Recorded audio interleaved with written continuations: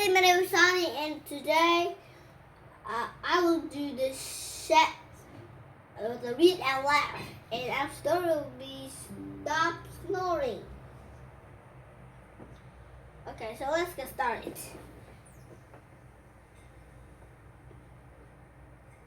Grandpa is snoring very loudly. Billy and Blake will wake him up. They shake Grandpa's shoulder. Grandpa keeps on snoring. They squeeze Grandpa's nose. Grandpa keeps on snoring. They tickle Grandpa's feet. Grandpa keeps on snoring. They play Grandpa's instruments. Grandpa keeps on snoring. They spin Grandpa's chair. Grandpa keeps on snoring. They dance to Grandpa's music. Grandpa keeps on snoring.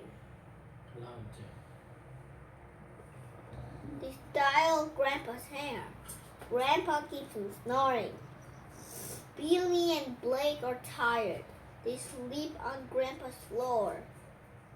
Grandpa wakes up. Who's snoring so loudly? He asks. Thank you for listening. Now goodbye.